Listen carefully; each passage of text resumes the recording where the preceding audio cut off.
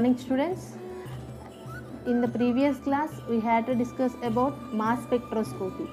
So first of all we see the definition and principles for mass spectroscopy. This is the principle.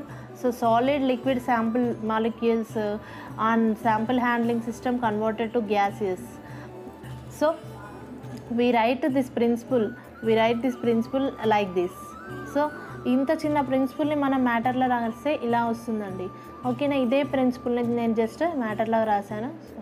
That is this. So ఇక్కడ m by z values కనుక మనం find చేయాలనుకుంటే m by z వాల్యూస్కి formula mass of ions by charge of ions. Okay, so now we discuss about in mass spectroscopy we discuss an example for this mass spectroscopy. So I'll write a example. A example తీసుకున్నా ఈ basic principle లాగానే ఉంటుంది. So I'll take one alkane. This is neopentane. This is called neopentane is an example. So for example, this molecule is reacts with 17 electron volts or bombarded with 17 electron volts with loss 1 electron. It gives a molecular cation that is C5. ఎన్ని carbons ఉన్నాయండి ఇక్కడ, ఎన్ని carbons ఉన్నాయో ఎన్ని hydrogens ఉన్నాయో అవన్నీ అలాగే ఉంటాయి. బట్ ఇక్కడ జస్ట్ క్యాటయాన్గా మారుతుంది. పేరెంట్ అయాన్ అంటాం దీన్నే. మాలిక్యులర్ అయాన్ ఏమంటాం మనం, parent ion or molecular ion అని అనొచ్చు. ఓకేనా, సో ఈ పేరెంట్ అయాన్లో ఇంకా ఏమైనా క్లీవేజ్ జరిగినాయి అనుకోండి, కోవలెంట్ బాండ్స్ క్లీవేజెస్ ఇక్కడ అట్లనే చెప్పుకున్నాం కదా. మాలిక్యులర్ అయాన్ వచ్చిన తర్వాత after next cleavage of covalent bond it gives new species, new fragments. Positive charge fragments మాత్రమే మాస్ స్పెక్ట్రోస్కోపీ రికగ్నైజ్ చేస్తుంది కాబట్టి. సో ఒకవేళ దీంట్లో ఏమన్నా కోవలెంట్ బాండ్స్ అనేవి కనుక బ్రేక్ చేసామనుకోండి, అప్పుడు వచ్చే స్పీసెస్ ఎలా ఉంటాయో మనం రాస్తున్నాం. ఓకేనా, ఒకవేళ ఇక్కడ కటింగ్ జరిగింది అనుకోండి, అప్పుడు మొత్తం 4 కార్బన్స్ ఒక సైడ్ 1 కార్బన్ ఒక సైడ్ వస్తుంది కాబట్టి అప్పుడు ఎలా రాయొచ్చు అంటే C4H9 క్యాటయాన్ అనేది వస్తుంది అనమాట. ఆఫ్టర్ నెక్స్ట్ ఒకవేళ బాండ్ అనేది ఇక్కడ 2 కూడా కట్ అయింది అనుకోండి, ఇది మాత్రమే మిగిలిపోయింది అనుకుంటే C3H6 ఆర్ H5 క్యాటయాన్ అనేది వస్తుంది. ఆఫ్టర్ నెక్స్ట్ ఒకవేళ C2H5 ఇలా బాండ్ అనేది ఇక్కడికి కట్ అయిపోయింది, ఈ బాండ్ కట్ అయిపోతే ఇవి రెండు కలిసి ఏమవుతుందంటే C2H5 క్యాటయాన్ అనేది రావచ్చు, లేదా C2H3 క్యాటయాన్ కూడా రావచ్చు. అప్పుడు ఎంబైజెడ్ వాల్యూస్ కనుక మనం చూసినట్లయితే ఫస్ట్ ఆఫ్ ఆల్ నియోపెంటేన్ యొక్క ఎంబైజెడ్ వాల్యూ 72. అంటే ఇందులో ఉన్న కార్బన్స్ ఉన్నాయి కదండి, ఎన్ని కార్బన్స్ ఉన్నాయి, 5 కార్బన్స్ ఉన్నాయి. ఎన్ని హైడ్రోజన్స్ ఉన్నాయి, 12 హైడ్రోజన్స్ ఉన్నాయి. 5 కార్బన్స్ అంటే ఒక కార్బన్కి 12 ఉంటుంది మాస్. ఒక కార్బన్కి ఎంత మాస్, 12. అట్లా 5 కార్బన్స్కి 12 మాస్. 5 × 12 60. ఎన్ని హైడ్రోజన్స్ ఉన్నాయండి, 12 హైడ్రోజన్స్. 1 హైడ్రోజన్కి ఒకటే మాస్ ఉంటుంది కాబట్టి ఇవి 12. 60 + 12 72. సో నియోపెంటేన్ యొక్క మాస్ 72. ఆఫ్టర్ నెక్స్ట్ వచ్చిన ఈ ఫ్రాగ్మెంట్స్ యొక్క ఎంబైజెడ్ వాల్యూస్ కూడా మనం క్యాలిక్యులేట్ చేయాలి. ఆల్రెడీ నేను క్యాలిక్యులేట్ చేశాను. దీనికి 57, 41 మాస్, 29 మాస్, 27 మాస్, ఇలా మాస్ అనేది ఇలా మనం వచ్చిన న్యూ ఫ్రాగ్మెంట్స్ యొక్క మాస్ కూడా ఇలా ఫైండ్ అవుట్ చేయాలన్నమాట. అంటే మాస్ కార్బన్కి 6 ఉంటుందండి మాస్, కార్బన్కి 12 మాస్, హైడ్రోజన్కి 1 ఉంటుంది మాస్. ఓకేనా, so I will go to next topic, that is the nitrogen rule. Very important rule in this mass spectroscopy. It is very important, nitrogen rule.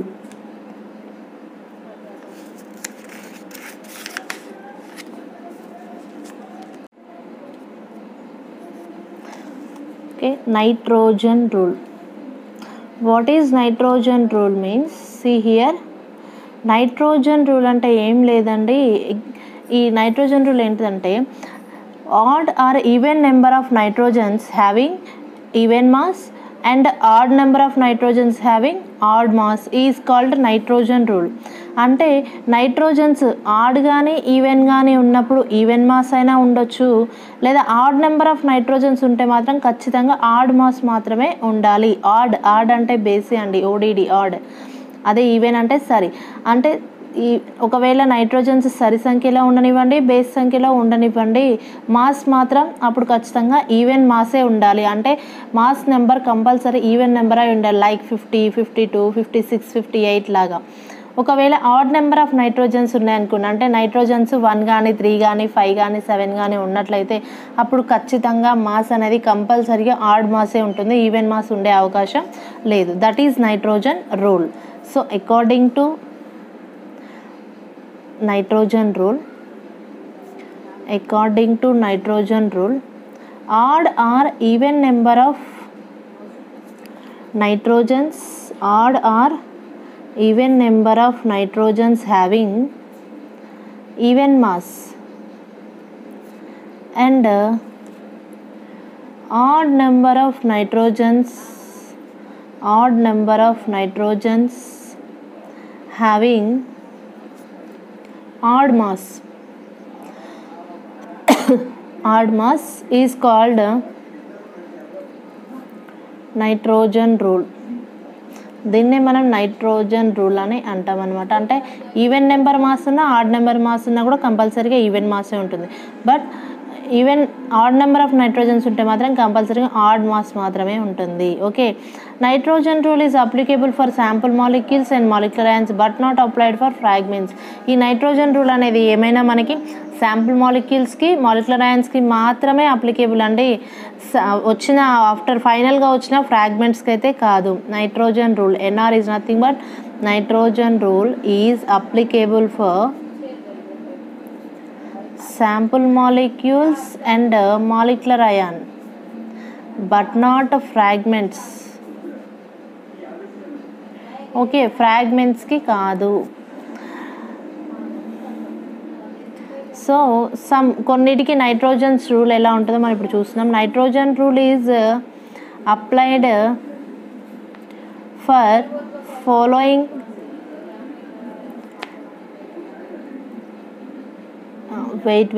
following elements combination like carbon, hydrogen, oxygen, nitrogen, sulfur. అంటే మనకి organic కెమిస్ట్రీలో ఉన్న కాంపౌండ్స్లో ఇలా carbon, hydrogen, oxygen, nitrogen, sulphur ఏవైనా ఉండొచ్చు. అలా ఉన్నప్పుడు nitrogens rule అనేది ఎలా ఉంటుందో మనం ఇప్పుడు చూస్తున్నాం. So number of nitrogens, mass is nothing but m/z value, type of ion. So number of nitrogens 0 కానీ ఈవెన్ కానీ నైట్రోజన్స్ ఉన్నాయి అనుకుందాం, అంటే కంపల్సరీ ఓన్లీ ఈవెన్ నైట్రోజన్స్ అని అర్థం. ఒకవేళ అప్పుడు మాస్ ఈవెన్ మాస్ ఉంది, even number of nitrogens even mass ఉంది అనుకుంటే అప్పుడు అదే ఒక మాలిక్యులర్ అయాన్ అని అనుకోవచ్చు.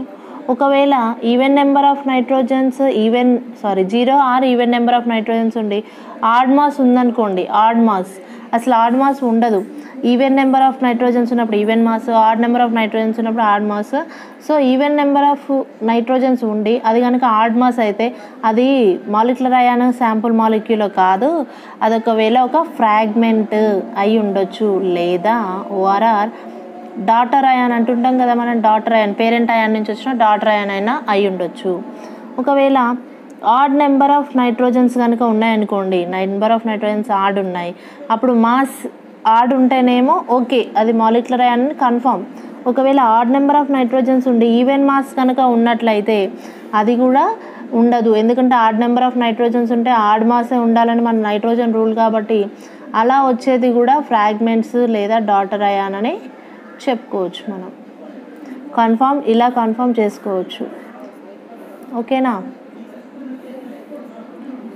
మీకు ఇది అర్థమైందని నేను అనుకుంటున్నాను. ఈవెన్ నెంబర్ ఆఫ్ నైట్రోజన్స్ ఉన్నప్పుడు ఏమో even mass, odd number of nitrogens ఉన్నప్పుడు ఆడ్ మాస్. ఓకేనా, ఆడ్ నెంబర్ ఆఫ్ నైట్రోజన్స్ ఉన్నాయండి ఇక్కడ, అప్పుడు కంపల్సరీ ఆడ్ మాసే ఉంటేనే అది మాలిక్యులర్ అయాన్. ఎందుకంటే ఈ నైట్రోజన్ రూల్ దేనికి అప్లికేబుల్? మాలిక్యులర్ అయాన్, ఫ్రాగ్మెంట్కి అప్లికేబుల్ కాదు కదా. అందుకని ఆడ్ నెంబర్ ఆఫ్ నైట్రోజన్స్ ఉన్నాయి బట్ అక్కడ ఈవెన్ మాస్ ఉంది, అంటే ఇది ఫాలో అవుతుందా నైట్రోజన్ రూల్ని? ఫాలో కావట్లేదు, అంటే ఫ్రాగ్మెంట్స్ కదా ఇక్కడ ఫాలో అవ్వండి నైట్రోజన్ రూల్ని, అందుకే అది ఫ్రాగ్మెంట్ అని కన్ఫర్మ్ చేస్తున్నాం.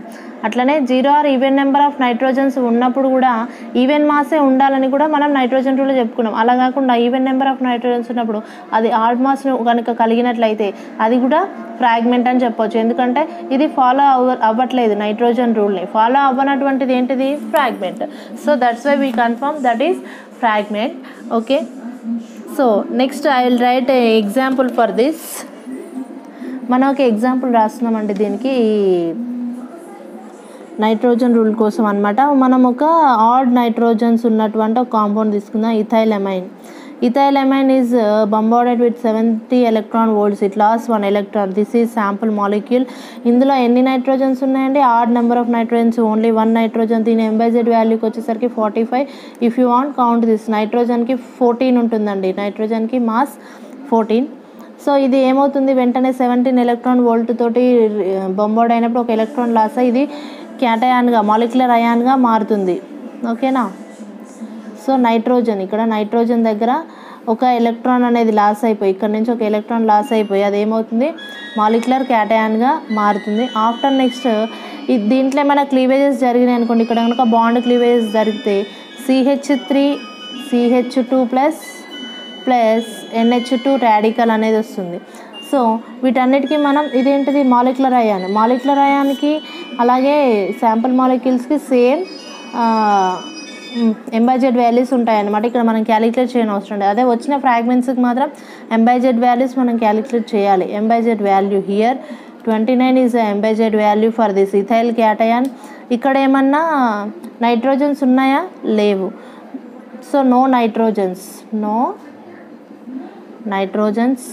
ఇదేంటిది, ఒక ఫ్రాగ్మెంట్, ఇది ఒక డాటర్ అయాన్, మాలిక్యులర్ అయాన్ నుంచి వచ్చింది కాబట్టి ఇది ఏంటిదండి, ఒక డాటర్ అయాన్. చూసారా, అంటే ఆడ్ నెంబర్ ఆఫ్ నైట్రోజన్స్ ఉంటే ఆడ్ మాస్ ఉంటుంది, ఈవెన్ నెంబర్ ఆఫ్ నైట్రోజన్స్ ఉంటే ఈవెన్ మాస్ ఉంటుంది. ఓకేనా?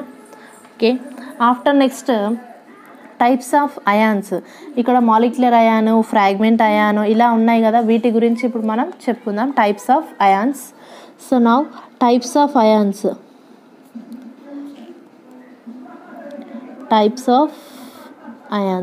సో దీంట్లో ఫస్ట్ వన్ మాలిక్యులర్ అయాన్. మనకి ఇదంతా బాగా తెలుసండి మాలిక్యులర్ అయాన్ గురించి. ఇప్పుడు ఈ లెసన్ స్టార్టింగ్ నుంచి మనం చెప్తూ వస్తున్నాం మాలిక్యులర్ అయాన్. దీన్నే ఇంకేమంటారు, పేరెంట్ అయాన్ అని. ఓకేనా? లెసన్ స్టార్టింగ్ నుంచి చెప్తూ వస్తున్నాయి. ఇప్పుడు మన ఎగ్జాంపుల్స్లో కూడా చూసాం, మనకు మాలిక్యులర్ అయాన్ అంటే ఏంటిదో కూడా తెలుసు. ఓకేనా? So here sample molecules, first of all ఎలా వస్తున్నాయి molecular ion? Sample molecules 17 electron volt తోటి లేదా హై ఎలక్ట్రాన్ బీమ్ తోటి కనుక బొంబార్డ్ చేసినట్లయితే మనకి మాలిక్యులర్ అయాన్ వస్తుంది. కాబట్టి sample molecules are impact with high electron beam, loss of 1 electron. అప్పుడు ఏమవుతుంది, 1 ఎలక్ట్రాన్ లాస్ అయ్యి to form radical cation is called, దాన్ని ఏమంటున్నాం, molecular ion or parent ion. దీంతో ఏమంటారు, డినోట్ చేస్తున్నాం అనమాట. ఎగ్జాంపుల్ దీనికి CH3OH. ఒక ఎగ్జాంపుల్ మిథైల్ ఆల్కహాల్ తీసుకుంటే దీన్ని 70 ఎలక్ట్రాన్ వోల్ట్స్ తోటి ఇంపాక్ట్ చేసినట్లయితే మనకు అప్పుడు మాలిక్యులర్ క్యాటయాన్ వస్తుంది. దాన్ని ఎలా డినోట్ చేస్తుందంటే ఆక్సిజన్ దగ్గర ఉన్న ఒక ఎలక్ట్రాన్ లాస్ అయిపోయి ఇలా మాలిక్యులర్ అయాన్ అనేది ఫామ్ అవుతుంది. దీని ఎంబైజెడ్ వాల్యూ వచ్చేసరికి 32 అండి. ఇక్కడ కూడా methyl alcohol m by z value 32. Sample మాలిక్యూల్స్కి అట్లనే మన ఏమన్నాలి, శాంపుల్ మాలిక్యూల్స్కిను మాలిక్యులర్ అయాన్స్కి ఎంబైజెడ్ వాల్యూస్ ఎప్పుడు కూడా సేమ్ ఉంటాయి అనమాట. నెక్స్ట్ ఫ్రాగ్మెంట్ అయాన్ అంటే ఏంటిదండి, ఇక్కడ చెప్పుకుంటున్నాం కదా వీటిని ఫ్రాగ్మెంట్స్ అంటే మాలిక్యులర్ అయాన్ నుంచి ఏవైతే వస్తాయో వాటిని మనం